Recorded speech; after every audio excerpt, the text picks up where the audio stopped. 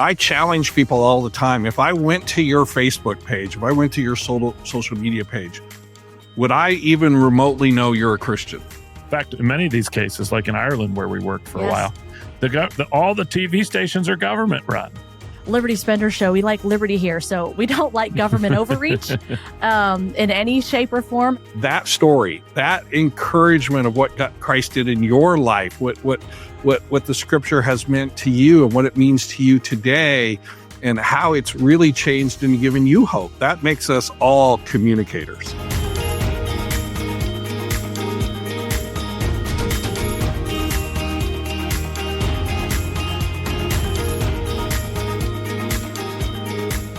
Hello, and welcome to the Liberty Spenders podcast. We are Kurt and Kristen Luidhardt, your hosts, co-founders of the Prosper Group, an agency that's raised over $500 million and helped elect over 100 members of Congress, 15 governors, 15 U.S. senators, and 1 president.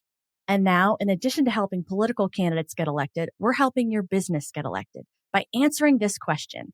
What if you could exponentially grow your business by tapping into a lucrative and engaged audience that we call Liberty Spenders? Now, we've identified 76.5 million of them, and they are motivated to buy from businesses and brands that align with their values. Our guest today is Troy Miller. He's the president and CEO of the National Religious Broadcasters, and we're excited about this conversation. They're in their 81st year standing up for Christian communicators. They just had a record-breaking 2025 convention with nearly 6,000 attendees, 2 of them right here. Right here.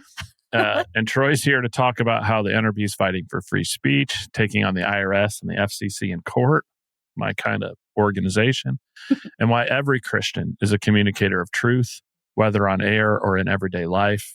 From defending liberty to shaping culture, NRB's in the thick of it. And Troy's Navy and ministry experience brings bold leadership to the table. Let's jump in and talk about how NRB is making waves. Yes, welcome. Well, thanks for having me today. It's great to be with you. Yeah. Yeah, we were talking about it before we kicked off here, but we were at that convention, which I thought was amazing. I've been to a lot of Christian conventions, political conventions, other stuff, and that was probably the most impressive exhibitor hall I have ever experienced. And I probably could have been there for a week and not covered everybody. It was phenomenal. Yeah, it was pretty incredible this year. We had over 60,000 square feet of exhibit space. And we tucked every square inch we could in. We had a record number of exhibitors this year, over 260, I think it was. So it was just fabulous. And I love walking the floor, especially this year, because it's always buzzing, and you never know who you're going to run into there either. Your favorite radio personality, pastor, host, Hollywood stars, they're all walking around. Buzzy is right. I mean, that's what we noticed the most, it was just electric. And what I think stood out to me that was surprising, which tells you, well, maybe it doesn't tell you much, but it was set up for networking, which I thought was just so refreshing. There was plenty of amazing content scheduled, so you could hear and learn from these amazing speakers and facilitators and who had a lot of value to add. But it was also just the way it was set up, the way things were timed. It was just great to meet and fellowship with people and make some true connections. Yeah, our team works really hard on that, because networking is the number one kind of reason people, come to NRB. You can come there, and if you're a podcaster like you guys, you can come to NRB, set up and get, 25, 30 interviews in 4 days, because just of all the folks that air content, and just not only make some great connections for whatever it is ministry God's called you to do, but also just some great connections to people who, they're going to become your Christian brothers and sisters throughout the year. They're going to be praying for you. Yeah. I just want to underscore that. I mean, it was just, you could feel it, the presence in the room, the support. And even though there's so many people that, in any other place, they could say, well, I'm really competing with these people. You didn't get that feeling at all. It just was nothing like that in the space. And so I absolutely felt what you just described, which was an openness for relationships, potential collaboration, but also just, hey, how can I support you? how can I help you? Who can I introduce you to? What encouragement can I give you in this season? And it was remarkable. Yeah. Well, and you're right. That was one of our big takeaways. We thought, well, man, we should have gotten a booth and just sat there and interviewed people. Because you're right. We ran into several people while we were there. We had this big argument, Chris and I, over one former U.S. Senator, former Governor Sam Brownback that was there, and we were doing that kind of thing you do, where is that Sam Brownback? Kristen was certain. Yeah, it was Sam Brownback. Right. I was like, I don't know that. I'm like trying to find pictures of him, to prove her wrong, and of course she was right. Yeah. And he was being interviewed at Ambassador. By the way. Ambassador. Yes, at a Yes. Texas. It was a Texas organization that was interviewing him, and that exactly. It's just sort of a fortuitous thing where we would see like a politician or a customer, and there was all sorts of people I knew. Including, our alma mater had a booth, Indiana Wesleyan University. I brought their cup here. Shout out to IWU. Do a little promo of IW. And so, yeah, it was just a really amazing event. So kudos to your team. Mm-hmm. And also, I thought really uniquely done, with the way that there was so much attention on the exhibitor hall and the opportunity to connect with people and interesting stuff we could go to. There were some breakouts. We did I went to like a worship service. They had a little worship at the beginning, and then there was a speaker in the morning in the hallway. Yeah. Which I thought was really kind of fun, and you don't get those opportunities all the time. And you could see movies. A couple of our friends that we knew were like screening movies there. So yeah, I can testify it was well worth going to. So anybody who's listening who wants to get it on their calendar for next year, it's in Nashville. Right. It's in Nashville, February 17th through the 20th. And just to expand on that, it is the largest gathering of Christian, communicators, Christian media, folks that are in television or radio broadcasting, television, radio, program production, podcasting, pretty much all things streaming, right? All things digital. It's also one of the largest gatherings of Christian filmmakers, as you said. And the last few years, we just recently added Christian publishers, because the Christian publishers kind of lost their association about 10 years ago. And so they've now found their home here with us at NRB. So you're going to have authors. I think we had almost 80 different authors running around all over the floor. And there's a whole set of, just every day at the exhibit floor, there's a whole set of book signings going on. There's at least 4 different booths with authors signing books. So it is really a great place, not only if you're a Christian professional and you want to figure out how to do, your communications, whatever area God's called you in, you want to figure out how to do it better, or how to connect with people, or how to get those next guests on your show, how to do fundraising. All those topics are covered. But also for the audience out there, if you're just an audience member and you're a listener of any form of Christian media, then this is a place to go, because you're probably going to meet your favorite, like I said, pastor, radio host, Hollywood Christian celebrity, whoever it is. You're probably going to run into them there on the floor. And it really is a place where everybody kind of sets their egos, at the door. And it's one of the things God's really blessed us with is His spirit of unity. Everybody really understands. It's all about the gospel. And I say this all the time to everybody. We don't try to tell you what to do in ministry. That's not our job. God has called you to something in ministry, wherever He's called you. Our job is to make sure the road's plowed and as smooth as possible for you to do it. And it's funny, you couldn't have known this, Troy mentioning this, but you are exactly right, because one of our clients is an author who had a book signing there, Dr. Pamela Pyle. And so we were so thrilled to support her. So we have not discussed that. You did not know that, but it was another thing that was so impressive, because again, you've become this home and this catalyst, this gathering for anybody in all these different forms of communication to get that word out and to collaborate. And so again, it was tremendous. And I can also speak, of course, I was there for business reasons. But again, as a consumer and a mother of 2 young children, you better believe I was working the exhibit booth. I was finding homeschool resources. I was finding out, who had new programming that I should be keeping an eye out for. And so it was it was very, very valuable for me on a personal level as well. Yeah.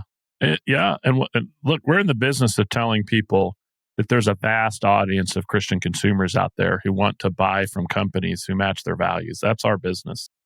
And so events like this are great events for people who want to be known in that market for all the reasons you talked about. I mean, again, that was the other thing we walked away with. Well, we got to bring our clients and schedule them all to be on all these shows next year. So we may be coming with a crew.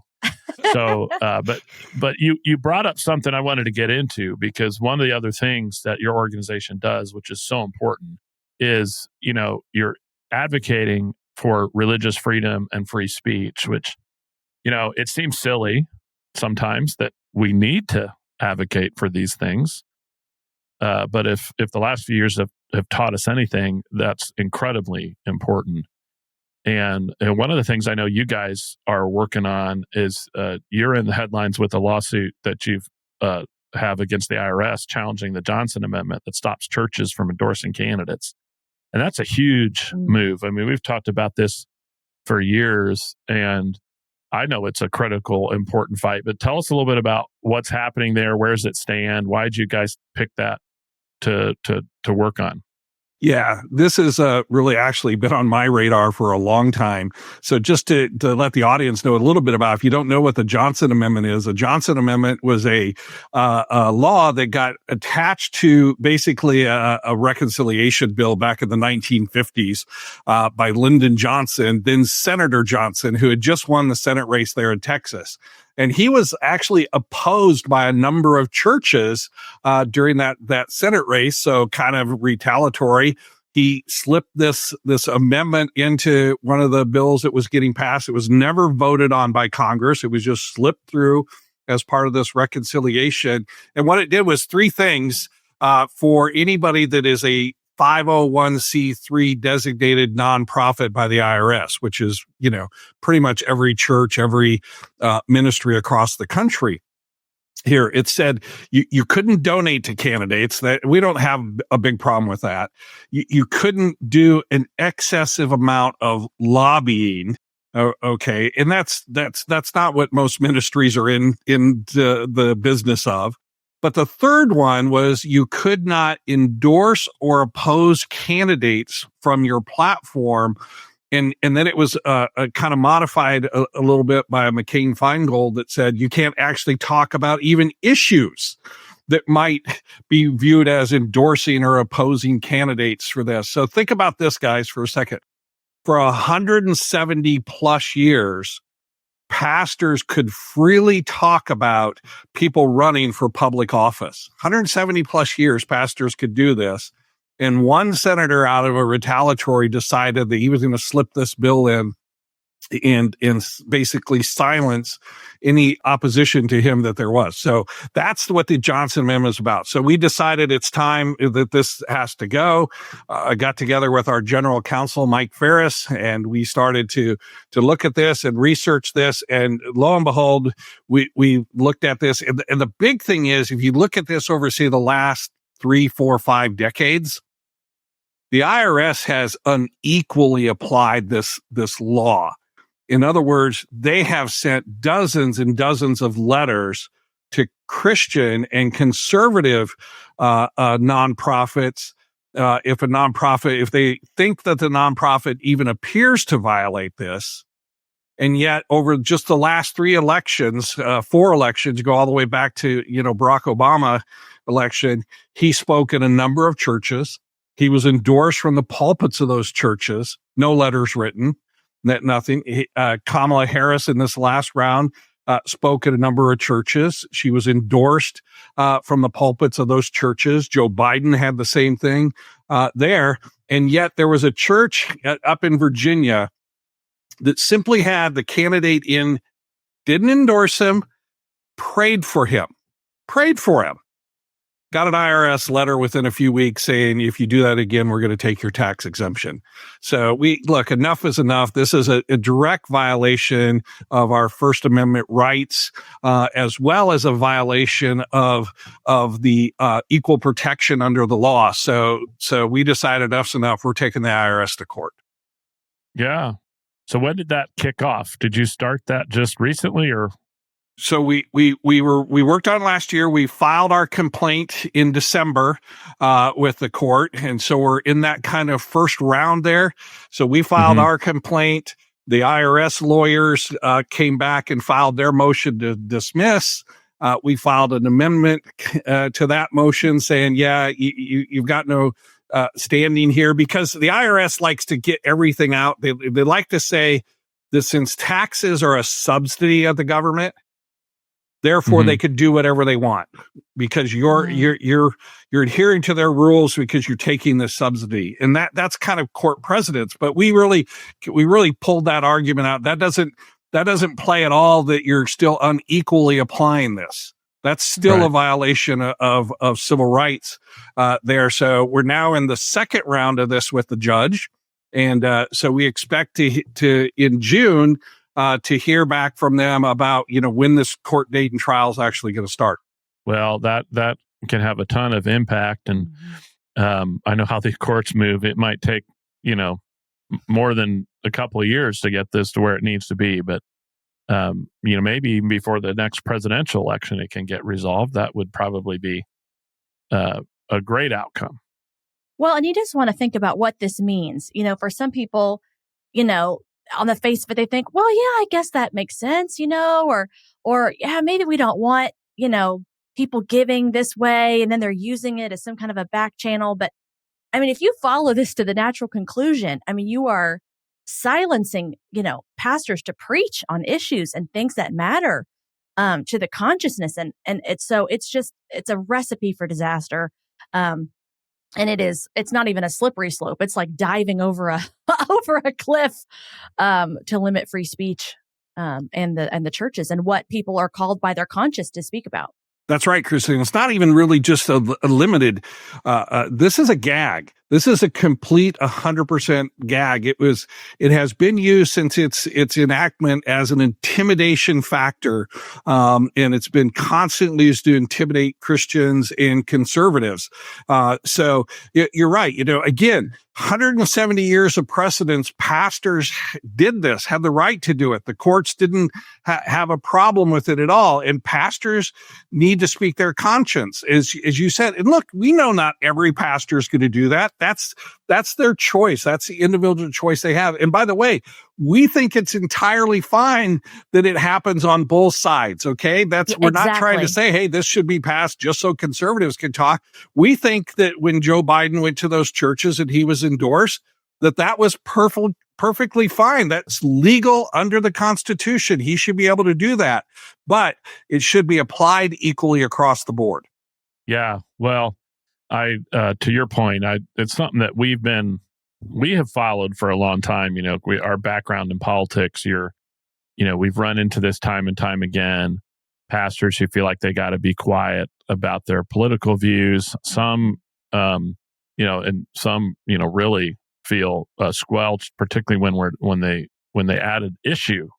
A lot of pastors don't really want to endorse a particular candidate or another, but they want to take strong positions on issues that they think are important moral imperatives. That might include issues like abortion or marriage or transgender issues, which the church has a lot to say about. And when those things are on the ballot, the same restriction applies. And so, and they have been on the ballot a lot lately. Mm-hmm. Yeah, you're exactly right.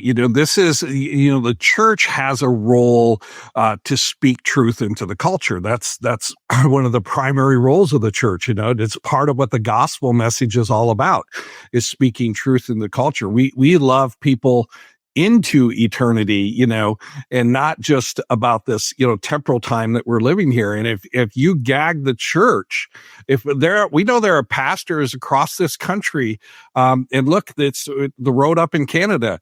You can't preach, on Romans 1. You can't talk about marriage being only between a man and a woman. You can't talk about God created two genders. I mean, those are critical issues. But you also, a lot of pastors would like to talk about even some of the, economic and fiscal responsibilities that we have as a church, and how the government should be fiscally responsible with the tax dollars. The Bible has a lot to speak about on those topics. But the left would just love to gag that and just continue to say that's that wrong phrase, right? Separation of church and state. We've got to keep that separated. Never meant to be, right? You guys know this. It was always the flip that around. It was meant separation of state and church. Keep the state out of the church. Yeah. Yeah. And you make a really interesting point, which is people can very quickly go to these hot button social issues because that's an easy thing to point out. But you're right. I mean, this is about the Bible speaks to all of life, and you don't want to limit or gag that in any way. Yeah. And you're not just working on this, you're also taking on the FCC over their DEI rules. I didn't know this existed until you were sharing this with our team, where they require broadcasters to report employee race and gender data. Which is silly. Well, it not only is that silly, but get this. So as a broadcaster, first of all, I have to report that data and put it up on your public file. Well, the whole reason to put it up on this public file is so that then these hostile groups can go up there and start intimidating these organizations, say, oh, you're not diverse enough, or you don't have enough inclusion, all of those things. But then they want to take the burdensome side of it, and the last administrator. Now, the current FCC is chaired by a great man, Chairman Carr. Brendan Carr is a great guy here, and he's doing a lot of things there. But we want this one to be, solved in the court, so it just doesn't flip the next time we change chairmen here. But think about this: the FCC, how intrusive is this? Would come to you and say, not only do they want to know your status of all your employees, but we'd also like to know the status of every single program you air. We want to know all their employees, their diversity. How are they, separated? And it's a backdoor in the way for the government to kind of step into censorism, right? More censorship. Because the regulation, the law actually says the government cannot have a role in the content of programming of any broadcaster. But if I can take this DEI backdoor in and say, well, I'm not really caring about your what the content is. I'm care about the diversity makeup of your programming, the diversity makeup of your programmers and all that. It's just another way for them to sort of start to inch that and step into, the weaponization of government against people and voices they think that they don't agree with, or voices that oppose them. Hey, business owners, did you know there's 76.5 million faith-based and conservative consumers that are looking to support brands that align with their values? That's a $5 trillion opportunity, and if you're not tapping into it, you're leaving money on the table. Our new book, Liberty Spenders, is your ultimate guide to reaching this influential audience using conviction-driven marketing. That's right. We break down real-world strategies that successful brands are using right now to connect with this audience authentically, build trust, and drive long-term business growth. So if you're truly serious about standing out in today's crowded market, grab your copy today on Amazon or visit libertyspenders.com. And don't miss out on this revolutionary strategy called conviction-driven marketing. Well, and, obviously our Liberty Spender show, we like liberty here. So we don't like government overreach in any shape or form. And so that's why this is such a big deal for the cause of liberty and for Americans. The government there's no good reason for this, for them to be involved at this level. Yeah. Well, and as Americans, some of this shocks us, but we've worked internationally on political campaigns, and it wasn't until I worked internationally and dealt with media organizations outside the U.S. and Europe that I realized just how much the government can control what's getting out in the media, particularly in other places where they don't have a strong First Amendment. In France, they ban you're not allowed to have pro-life on France television. In fact, in many of these cases, like in Ireland where we worked for a while, all the TV stations are government run. That's right. So if they don't like you, they just they just kind of push you off, and they have sort of equal time agreements that they sort of point to, and they say, oh well, we're gonna give you time because we have equal time. But then they sort of game the system. Well, they're gonna they're going to put on somebody who really greatly represents their side, but then they're going to put somebody who represents the other side who's not nearly as, competent, capable, or media savvy, Because they choose. Or in cases, we would put out political advertising, and then a media organization would call us back and say, well, the prime minister doesn't like what you're saying in those ads, so we're not going to run them. Yep. Which was like, or they told us we had to edit it, change the content, right? And it's just, wait a minute. So it to Kurt's point, it just makes you appreciate how very precious and blessed we are to have this, and why it's important that we have to fight to defend it, because we have now seen what it's like for all these other cultures that do not have this and the impact that has. Yeah, absolutely. Yeah. And yeah. I mean, it's so important you guys engaging on this front. Absolutely important. And you're right. That it really is important. One of the things we also try to do is educate people, and a lot of our members of ministries like you guys are trying to educate people out there, because I've traveled extensively around the world, and both as a U.S. Navy guy, and then when I was in the tech industry, and people don't understand how different the U.S. is. There's really not another country in the world that has what we have under the Bill of Rights, under the First Amendment, under the Second Amendment, and so on. It doesn't exist out there. Recently, all you have to look at is to, north of us to Canada. Canada, if you're a Christian programmer in Canada on television, and you're a pastor, just think about this. All you are is a pastor. All you're doing is broadcasting your Sunday sermons. That's what you're doing. So you get up, you preach to your congregation on Sunday, gets recorded, you cut that for television, and it gets on television. You're trying to reach a broader audience. Those have to get reviewed by the Canadian version of the Federal Communications Commission and approved before they can air. And so you can't talk about those hot topic social issues, or that program's never going to air. And look across the pond to England. I lived in Ireland for a while as well, so that's a little common there, and understand that very well. And lived in England, but look at England today. England today has not only moved from media censorship and professional programming censorship all the way down to individual censorship, where people, for social media posts that they're doing on Facebook or Instagram or TikTok or wherever, or X, if you do the wrong social media post, you're going to get a knock, knock, knock at your door, and all of a sudden, you've got the thought police in there saying you broke a law in England. And we can't kid ourselves in the US here. There are several people who would love to see those same kinds of restrictions happen here. I mean, look at the last election cycle. There were quite a few number of progressives who were talking about, is it time to review the First Amendment in America? Yeah. Well, you're absolutely right. And we saw it during COVID, right? The government pushing the pedal on their side of the equation, and not allowing the other side to be heard. And I always joke about this too, because I meet conspiracy theorists from time to time, and I always think, well, these people probably should, we shouldn't fill our airways with this stuff, right?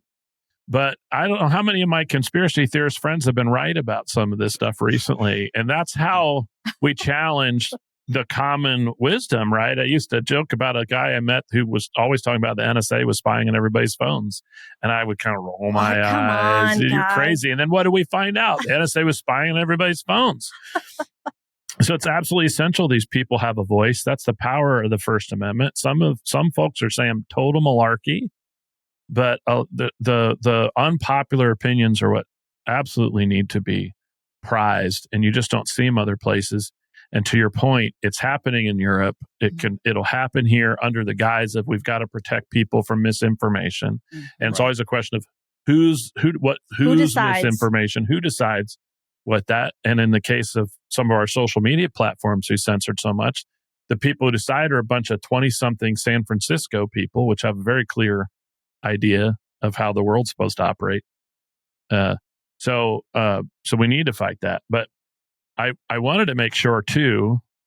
I think there's some really exciting stuff to talk about, though. So we just talked about you're fighting for truth, justice, the American way, Captain America over there at NRB, but and trying to fight against some of the bad stuff. I'm now trying to picture with a cape, right? Yeah, or the shield, right?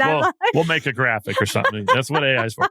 But the other thing we recognize at NRB and what I see happening is this amazing renaissance of Christian media and film, and what we're seeing put out there. One of the big sponsors of NRB was House of David and the Wonder Project that made House of David, which is on Amazon. And I'll do a commercial for it because I watched it and it was amazing. I actually felt a lot of spiritual edification from it because although I've read the source text, right, for Samuel a ton, I have to keep going back. I was like, did this really happen? I'm like, oh yeah, this really happens. Samuel does go in and knife this guy, and they quoted right from Scripture, and it was and it was also just highly entertaining. I was gripped. I don't binge watch a lot of stuff, but Chris and I were staying up way too late to get through multiple episodes. And then we kept falling asleep, to be honest. Yeah. I think it took us three tries to get through the first one because we got little kids and we're tired a lot. Yeah. Yeah. But it was so good. Oh, the final moment, spoiler alert, David kills Goliath. But the final episode where they actually show it, and David is, you come at me with javelin, and I'm just like, rah, you just such a great. But there's so many good. The Chosen obviously has been wildly successful. Right now, number one movie this weekend is King of Kings, which we're going to go see tonight. And so, there's this amazing resurgence in your space here of just not just good, but not that we're seeing a lot of them, but really, really good content. Yeah, really. And you said it well, really resurgence is, I think, the right word, and really excellent content that's done with great stories and great characters and great production values. We've just seen that growing over the last, 10 years. And I think behind that, there's some other things kind of behind that as well. If you look at some of the recent polls that have come out and some of the stuff that has come out that, that young men now are returning to church at the highest rate we've seen in nearly 4 or 5 decades, that young men are actually for the first time outpacing young women as going to church. So we see this. We see the number of searches on social media and the internet for, who is Jesus? What is Christianity about? Why should I believe in God? These key searches have gone through the roof. We've had a number of our ministries that have told us that their inquiry activity has sometimes jumped and tripled. We just finished a survey with the Barna Group that said that 62% of Americans engage in Christian media in some form. And we've specifically asked them about media that did not include their pastor's sermons, So do you engage in Christian media? So we're seeing this real hunger in the culture for answers and for truth. When you feed them lies for so long, there's a basic discernment, I think, that God has built into us that says somehow this is just not cutting it. This is not giving me the answers I want. I'm still left empty. And I need to find those out in the Christian communications community, the film community, the publishing community, those in the broadcast that they've really, I want to commend them all. Some of the great studios that are doing work out there. They've really stepped up and answered the call. I don't know if you saw one of my favorite movies this year was the Reagan movie as well.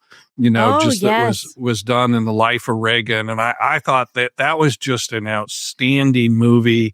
That Dennis Quaid did just a great job. All the folks over there did just a fabulous job.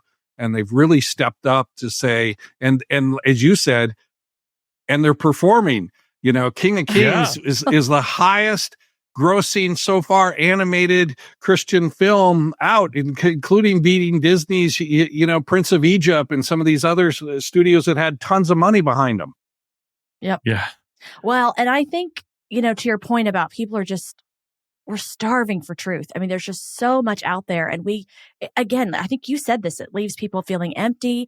And you're seeing this resurgence in college campuses. You're seeing people, right, giving their testimonies, athletes, feeling emboldened to speak out when they're talking to press. You're seeing it in music and crossover genres with Christian and country. I mean, American Idol, they had an Easter, Songs of Faith episode, and you're seeing more young people. So I just think there's a lot to be encouraged about. And, right. And it's why we have to support these organizations, these studios, people that are creating content. We have to speak with our dollars, and we have to support these amazing people who are producing these things for us to consume. And again, it's why what you're doing is so important, because you are a backbone supporting them to help them accomplish their mission. Yeah. Yeah. And I like what you talk about, how in some sense that makes all Christians Christian communicators, right? I mean, you're there supporting, big broadcasters and companies like that, and podcasts, etc. But one of the things you talk about is every one of us is a Christian communicator. Maybe this is where we do it, is when we encourage people to go see this great content. Yes.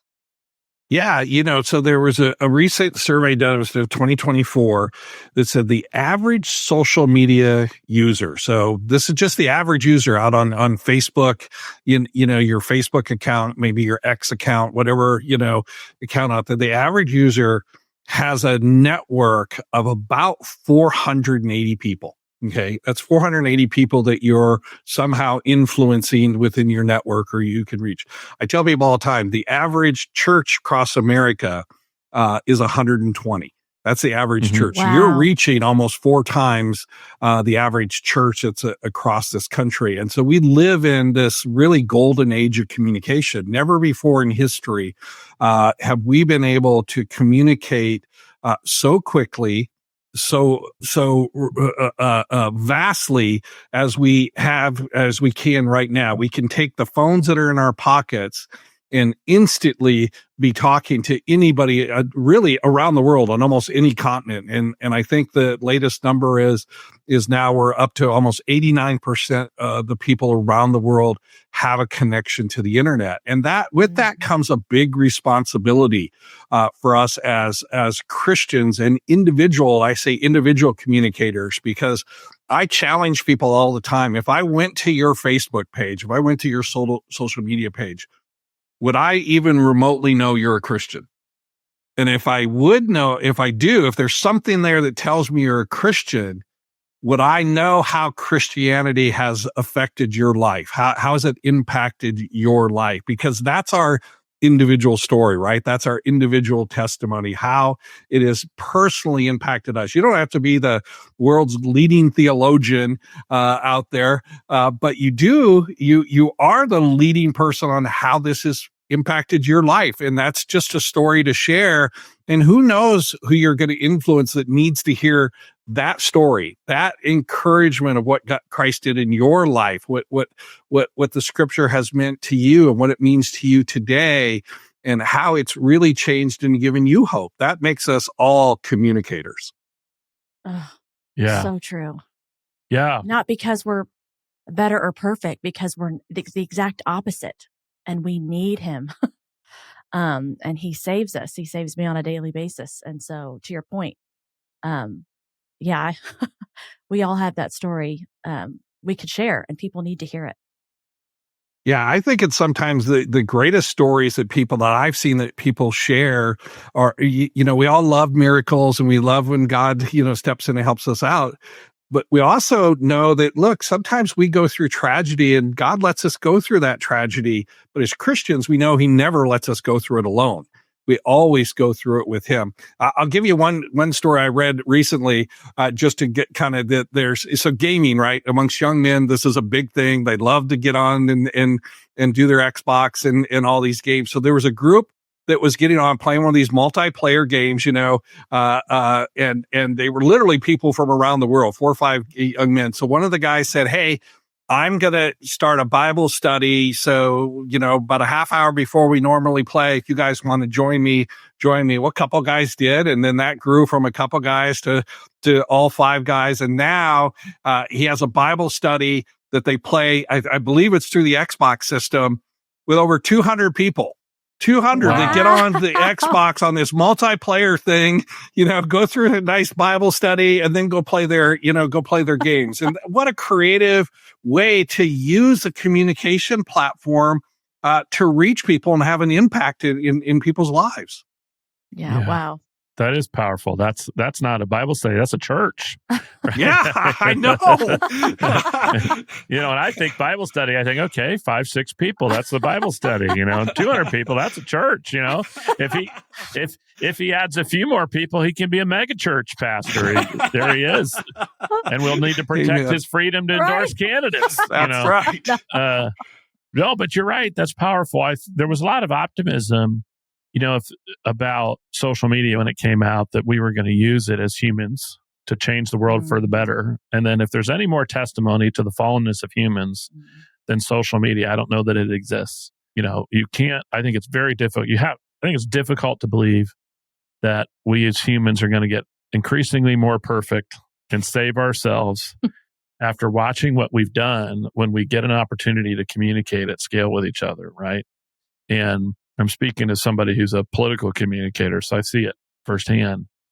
And the need for God and the need for Jesus to save us is never more apparent than on social media. But so it's exciting to, every once in a while I need to be reminded we can use it for good too. Because these days I'm like, I think I'd be okay with some of these people want to ban it for until you're 16 years old. We got a 3-year-old and almost 5-year-old. I am sweating bullets about them being on social media and being shown stuff they need to be protected from, but to see what somebody's doing, 2 people to 200 people, right? And meeting people where they are, they don't have to get up and go out of the house and go to the church building, which is awkward for a lot of people, right? Mm-hmm. That's just a powerful story. But you're right there, and we would agree with you. We're actually, one of the other bills we're working on is a bill going through Congress about protecting, children online, because look, as we know as Christians, Jesus warned us. What did he say about anybody who would corrupt a little child?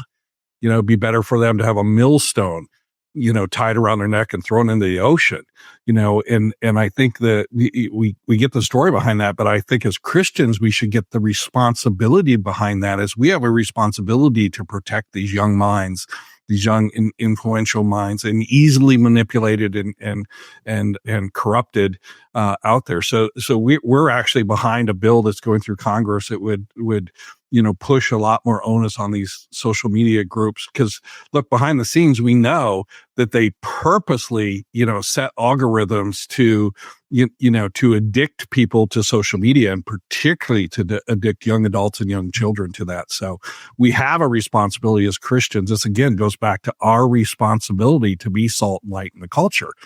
That's because the culture itself isn't going to do it. I tell people all the time, if you think that you can retreat from the culture because you think that your Christianity or religion is private and it shouldn't be public and you shouldn't then what you're saying is it's okay for the unrighteous to rule the culture. It's okay for the unrighteous to do the direction of this country. And that's okay. And we all know that is completely antithetical to Christians. We're always called to have righteous rulers, righteous leaders, people who do justice, true justice, not fake justice. And so we have an obligation to protect people. That's why it's so important. Yeah. Well, it is. And if I could even take what you said a step further, even to Kurt's point, I just to remind myself, I'm the parent, so it's my responsibility. I won't be looking for the government to solve that for me. I will take that. But even to your point about retreating, which can be so tempting sometimes, it can feel overwhelming when we forget who wins in the end, when we forget who is powerful and almighty. And when we also forget, it can be uncomfortable, but us wanting to retreat and not be uncomfortable and not put ourselves out there and not risk ridicule or, maybe people won't like me. Do you know actually what we're saying? We're not just saying that it's okay for the unrighteous to rule, as you said, which was also accurate. We're also saying that we're okay with our friends and neighbors and other people that we know not being saved and going to hell for eternity. I mean, what? No, this gift that we have, it is our responsibility to share it with other people so that other people may know the freedom and the hope that we have. And so for me, I know that I have to make it that personal because otherwise I am just as tempted to just kind of go back, be quiet, not be uncomfortable, just live my life. And no, that is just, I think that is, what an abuse of the gift that we have to not be doing what we can to share it with other people. Why wouldn't I want everyone to know what I know and to have what I have? So I don't know. I hope that speaks to somebody. I know it. I have to do it for myself, but we can't fool ourselves into. We have to realize really what we're saying at the core of it. Yeah. Well, here we are. We got just enough time to get our lightning round in. All right. We're going to do like 60-second to 90-second answers for 3 questions. First of all, what legacy do you hope to leave behind from your work at the NRB?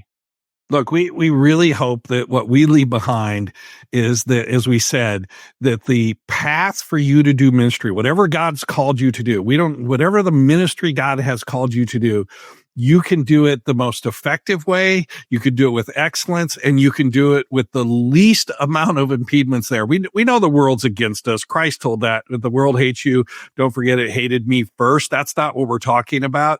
But we're talking about, things that we can control, the government and corporations of those. So we just, that's the legacy we want to leave, that you look back and say, my ministry was able to do what it did because NRB was out there in front of us. Yeah. Well, now for a complete different, we like to give everybody 60, 90 seconds on any topic that's been interesting them lately. Just has to be off topic. Maybe it's a hobby, spiritual insight, a good book, a sports team you want to give a shout out to. What's had your interest lately? Well, it's a little off topic, but look, I'm a geek at heart, right? So I'm a computer geek, that's kind of naval engineering all the way back to that stuff. And so I love to see what's going on in the geek world today. And, some of the stuff, and look, we have some amazing things going on, there right now. But one of the things I think is so cool is with all this quantum computing stuff. I mean, this is really cool. This is a little bit off topic, but do you know that they've estimated now that within probably the next 10 to 15 years with quantum computing leaps, that encryption will be a thing of the past. There's no, there was a great movie called No More Secrets, right? It was a movie, No More Secret, and so I just love to see what's going on in technology. I'm always reading popular mechanics, popular science, that kind of stuff. Just what is going on in technology today. It's so cool that a doctor can be in New York doing surgery in Nebraska. Yeah. Yes, I totally get that. Well, and you make me think sometimes what's going to end up happening when we defeat encryption and we have all these computers. We're going to go back in time, and now the only way to be secure is everything's handwritten and filed in a filing cabinet in your garage. Yeah, like, analog. Everybody's on typewriters again, trying to hide from the computers. But I wanted to end with a good 60-second gratuitous pitch for NRB. Maybe it's your convention, maybe it's for membership. If somebody only listened to 60, 90 seconds, what would you want to share with them? Well, look, you can follow us on nrb.org and track everything that we're, working on. There's a vast number of issues, regulatory and issues in freedom of speech area. A lot of stuff that we're doing on what we would call more the organizational level also goes all the way down to individuals because, organizations are often looked at under the law as individuals. So you can keep track, support that, pray for us. And there are things you could do. We have calls to action out there. there. Call your congressman to tell him to keep AM radio, all of those kinds of things that are out there. And come out to the NRB convention. I think you will be blown away. Even if you're not, quote unquote, a professional communicator, come out. You'll find out how to do your own social media better, how to communicate to your family, your friends, and all those people of influence. And again, just continue to pray for God's wisdom and favor for us. It's so important. We want to be within His will. Well, what a great way to end our episode. I really thank you for joining. This has been fascinating. We had a pretty tight timeline today. Otherwise, we would have done another 30, 40 minutes on these topics because this has been really interesting. But for anybody listening and you want to get in touch with Troy or learn more about NRB, you can go to nrb.org. If you want to learn more about the convention, I think it's nrbconvention.org. And we'll give our 2 thumbs up to the convention. So get it on your calendar. And it's in Nashville, which is a great city to go to. So thanks for coming.